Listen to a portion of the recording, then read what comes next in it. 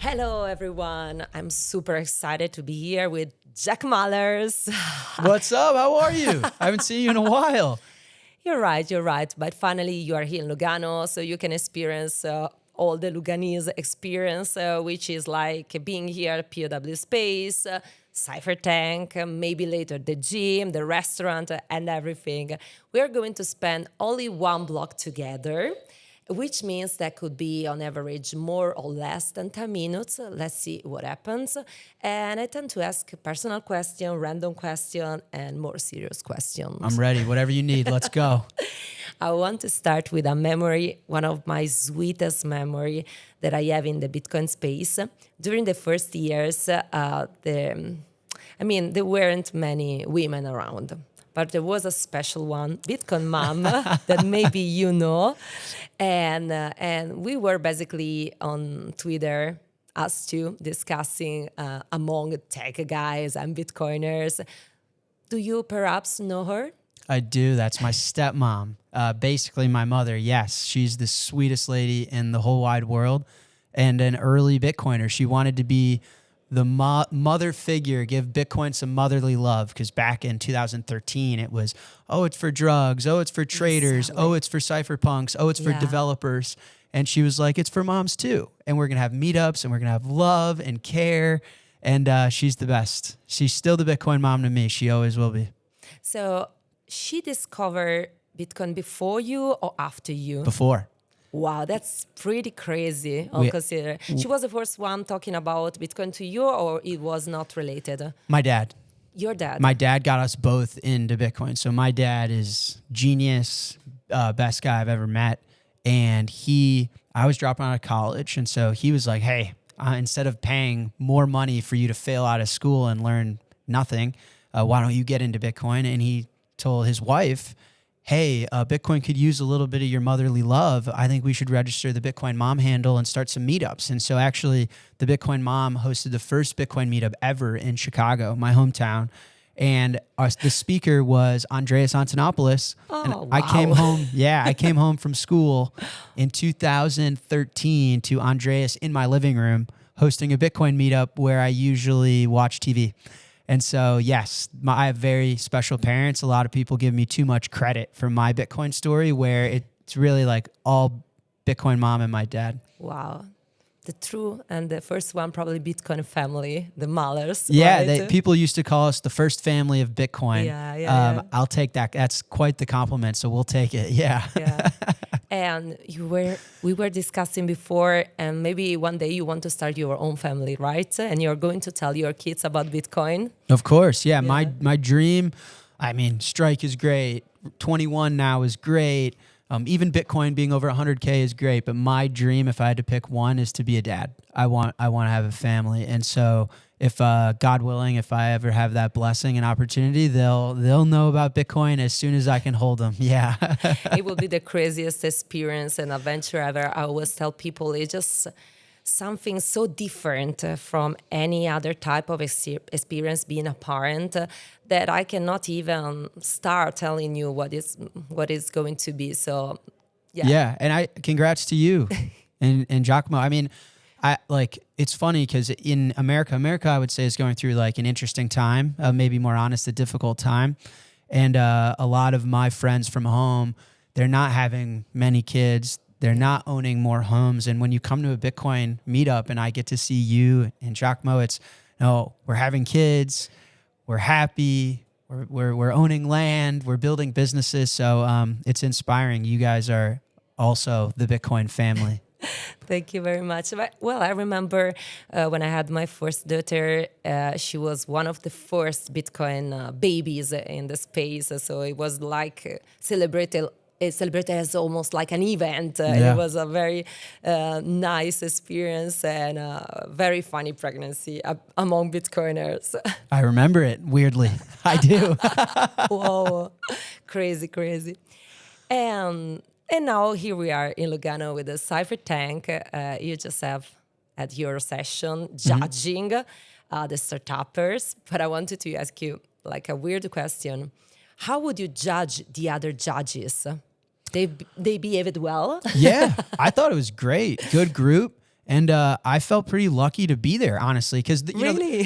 the funny thing is, I'm still an entrepreneur, and I could use some advice. Like Matt Odell he was one of the fellow judges. He's an investor of mine, and just like he was giving advice to the folks presenting, he gives me advice all the time. Paulo gives me advice all the time. So it was a humbling experience to be the one judging as opposed to the one asking for advice this time. But it was cool. And I think it's great content for Bitcoiners. I think people are going to love it. I mean, I had a lot of fun. I'm biased, but it was great. And I thought everyone did a good job. We really wanted to do two things. One was having an entrepreneur actually to give the perspective from that side. And the other one is like created by Maz, is like making those type of things fun. Funding could be fun and entertaining without compromising the Bitcoin ethos. This is what we wanted to create. I hope we are managing to do so with the Cyphertank, and I am super excited of what's going on here. So what are you, in your opinion, an advice for startuppers? I mean, they are here, they are pitching. What should be their Bitcoin part they should die on a hill on, and what part they should compromise because sometimes there are risks? I mean, I was watching the Incredible Drone Show. Yeah. It was unbelievable. Yeah. And some Bitcoiner came up to me and said, man, I've had some failures as an entrepreneur. What advice would you have for some success? Like, what's the secret? And I said, first of all, you only get to see the success. You don't follow all my failures on Twitter. You only follow the success. So I've failed way more times than I've had any success. But second, it's funny looking back. As an entrepreneur, I was always dumb enough to think I could do something that if I was any smarter or any more rational or any more pragmatic, I wouldn't have even tried. Like convincing El Salvador to adopt Bitcoin or competing against Coinbase or now taking a company public. What idiot am I to think that would ever work? But I was that idiot that didn't doubt myself. And then once you realize like, oh man, I'm an idiot. I signed up for something that's so impossible, but it's too late. And so the message in there is you have to have like an unwavering amount of optimism and courage and belief in yourself, because the second you give yourself the time and the space to calculate and think what could go wrong, you've already lost. And so I was just that dumb and blind and naive to not even think like, wait a second, this is going to be really hard and really painful. So that would be my advice to entrepreneurs is it's very binary. You have to go for it. And so that's the hill you have to die on, is don't even give yourself time to think about it. Go with your heart. And then once you're in the arena, you'll figure it out because you have to. So that's the environment I've created for myself. And that was my advice to the gentleman. And then I think the answer of like what to avoid, people, meaning the worst times of my entrepreneurial career were bad people. And, sometimes you think, well, this person gives me bad vibes or they're a shitcoiner or something's off, but they have the money but they have the Twitter following. And I've learned the hard way that at the end of the day, none of that scales. None of that lasts. At the end of the day, it comes down to, are they principled? Are they moral? Are they honest? Are they good in their heart? It's the only way to actually build anything of merit, of worth. And so that was some of the toughest lessons, is being surrounded by the wrong people and having to face the consequences of that. And so I would say, take your relationships very seriously, not only for yourself, but then also your business. Your business implies your employees that are relying on you to meet payroll and your customers that are relying on you to serve a good product. So that's my advice. I completely agree on this. The human factor is so impactful. And I have a question. I mean, with these people, you're just rely on gut feelings or just like rely on proof of work? What are the criteria to judge a person? All of the above. Your gut feeling is the human body, the human species is magic. Look around and look at all we've accomplished. So, I wouldn't question your innate ability much. You are not much smarter than your own instincts and the very cells that make you up. So instincts are king, in my opinion. Yeah. But yeah, proof of work, morals, ethics, principles. You know, any startup or business someone creates ends up embodying the founder itself. And so part of being a founder is learning a lot about you. Building anything makes you reflect, what do I care about? Where do I want the world to go? What direction do I want to push the things that mean a lot to me in this direction? And so you do a lot of self-reflection. It's a very challenging role in that respect.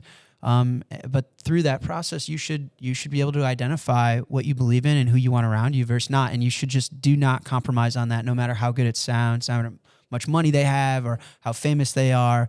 It is a death sentence. Don't do that.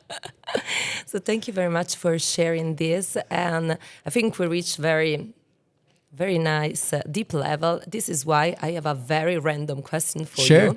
And my random question is, I cannot imagine you outside the 90s, 2000K years. In which decades would you like to live, if not this one? Because I cannot imagine you in the 50s, 60s, 30s. I can only imagine you wearing this type of clothes. So. Yeah, I don't know. I mean, we are all a victim of our environment, right? Yeah. And so I am a victim of when I was born, and my dad is like a very principled, ethical, but also first principle thinker. Like he dresses what makes him comfortable, right? It's so that's where I get it from. I would say if I love being born now. I think we're all lucky to, the Satoshi white paper, the timing of my life to be able to, just be a new adult struggling through university and be presented with an opportunity to contribute to Bitcoin.